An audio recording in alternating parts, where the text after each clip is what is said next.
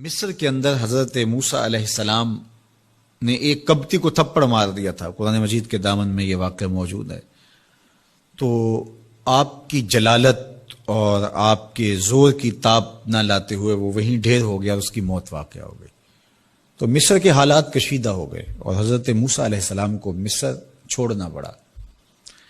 تو وہ شہر مدین کی جانب جا رہے تھے کہ راستے کے اندر ایک کنواں تھا، وہاں کچھ لوگ اپنے جانوروں کو پانی پلا رہے تھے. تو حضرت موسیٰ نے دیکھا کہ دو پردہ دار خواتین ہیں، وہ اپنے جانوروں کو ایک سمت لیے کھڑی ہیں. سمجھ گئے کہ مردوں کے ہجوم میں آنا نہیں چاہ رہی، ان کا حیا مانے ہے.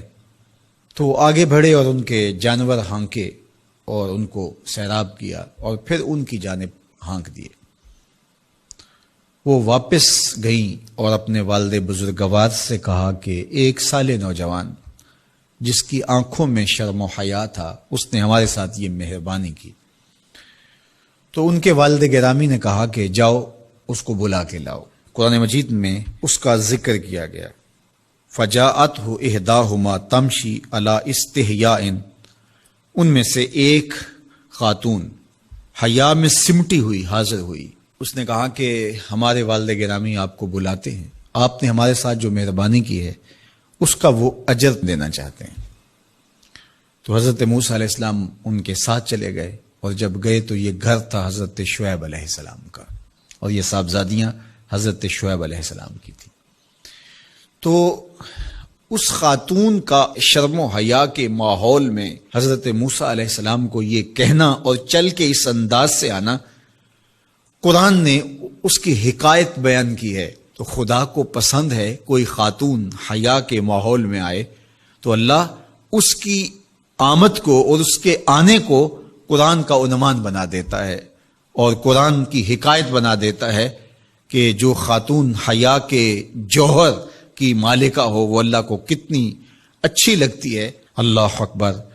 حضرت نبی اکرم صلی اللہ علیہ وآلہ وسلم کا فرمان حیا کے حوالے سے، الحیاء من الایمان، حیا ایمان سے ہے.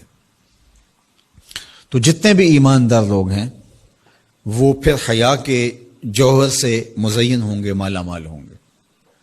آپ دیکھ لیجئے سب سے بڑے ایماندار تو میرے اور آپ کے آقا مولا ہیں، اور حضور کمواری لڑکی سے زیادہ حیادار تھے. باقی حضور کے اصحاب دیکھ لیجئے، ان کا حیا اور حضور کی ازواج مطہرات کا حیا دیکھیے. ام المومنین حضرت عائشہ رضی اللہ تعالی عنہا فرماتی ہیں کہ حضور کا جب وصال ہوا اور حضور میرے حجرے میں دفن ہوئے تو میں جب حضور کی قبر انور پہ جاتی تو معمولی چادر اوڑھ کے چلی جاتی اس خیال سے کہ میرے شوہر ہیں.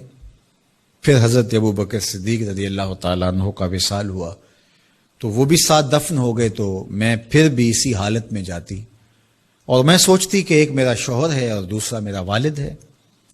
کہا پھر حضرت عمر رضی اللہ تعالیٰ عنہ کا انتقال ہوا اور وہ بھی ساتھ مدفون ہوئے.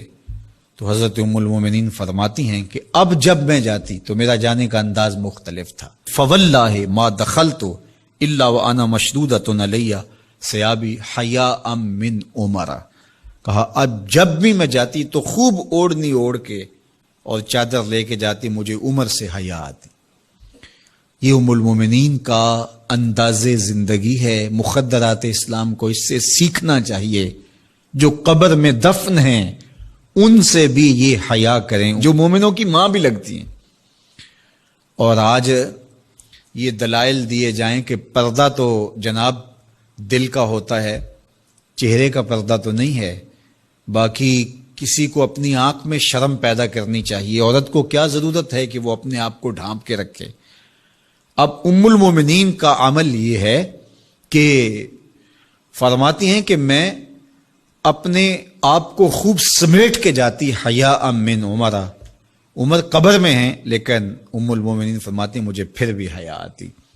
اور حضرت سیدہ طیبہ طاہرہ حضرت فاطمہ تو زہرا رضی اللہ تعالی عنہا نے کہا کہ عورت کے لیے بہترین پردہ یہ ہے کہ اس کو کوئی غیر مرد نہ دیکھے اور وہ غیر مرد کو نہ دیکھے۔